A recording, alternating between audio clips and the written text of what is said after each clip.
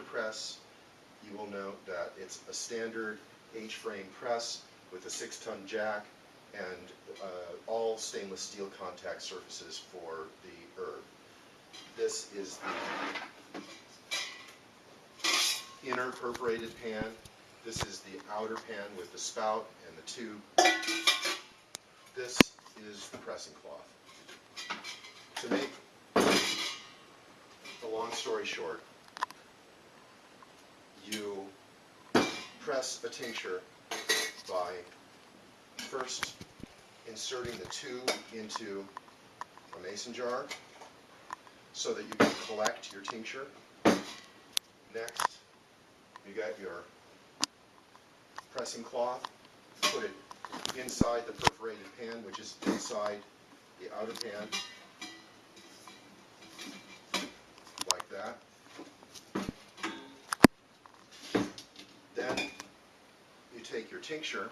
In this case, this is a vanilla extract that I made in February 2010, and I'm very glad to be pressing it by now. It smells very good. And to start with, you pour off the loose liquid that's on the top of the tincture. Some tinctures will have more, others will have less.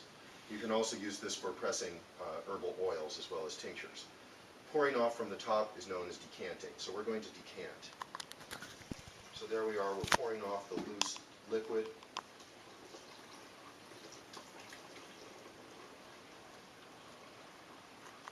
This just means that there's less liquid to work with when we actually mechanically press the herb. And now this can be lifted up and squeezed by hand and allowed to drain down into the jar. So we're already beginning to collect our tincture. Like I say, in some cases you're going to have more supernatant or free liquid on the top, and in other cases you'll have less. This one didn't have very much. So now what we're doing is we're pouring in the actual herb, or in this case it's the vanilla beans which have been soaked in alcohol and water. It smells very, very delicious. And we pick it up and make sure that there's a full measure of the macerate in there. And then we fold over the top, like so, and introduce that into the tincture press. Now, here's the pressing block. This is very useful because it mechanically raises the pan so that you don't have to pump it up quite so far when you start to use the jack. With the jack, there's a little toggle on the front. You're probably familiar with this if you've ever used a bottle jack. There's a little toggle on the front that you turn to the right, and that locks the jack. And then you simply introduce the handle into the jack, hold the top of the press with your left hand, and you begin to pump it up. And you should do this slowly so you don't get any regurgitation like I got there. There's probably enough vanilla extract to flavor an entire batch of pancakes just went out the top and onto the table.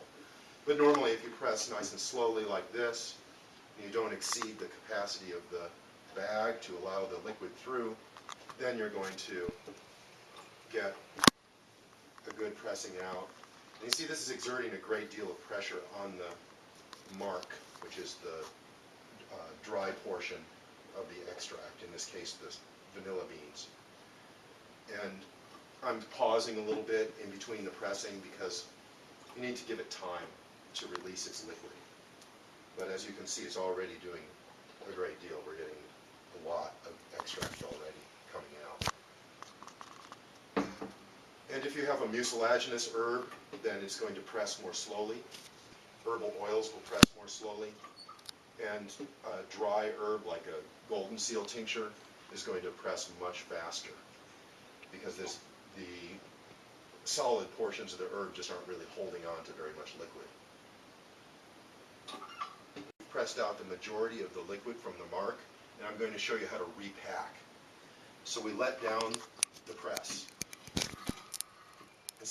nicely, just comes down all by itself. That's because there's springs in here which bring it back. It makes it much more efficient to do the pressing. So now I've let it down and I've set this back on the table again, and I'm removing my bag full of mark, and I can kind of check it out. What's it like? Well, there's a press cake in here. The press cake is still pretty moist, and the material looks like this. So what I do is I physically work it and mix it up again while holding the bag so that the herb doesn't spill out on the table. And then I'm going to put it back into the perforated pan again and press it up one more time. And the value of that is that you get better extraction. And also, if this bag starts to ride up between the perforated pan and the plunger, then that's no longer a problem because we just fixed it. So again, we lock this to the right, hold up here, press again. And now we've got new contact surfaces.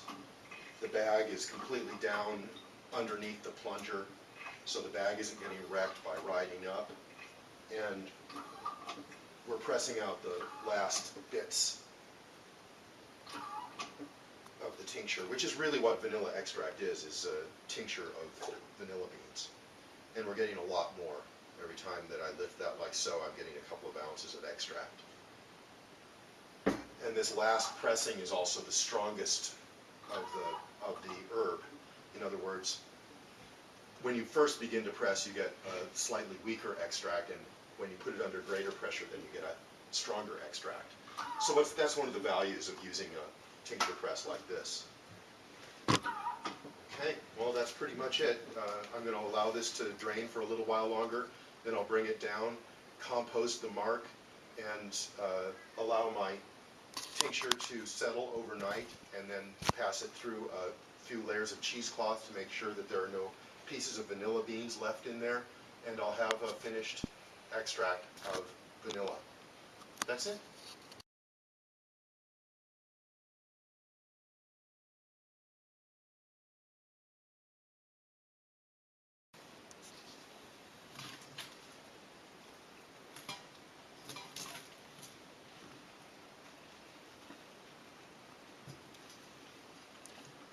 Dry.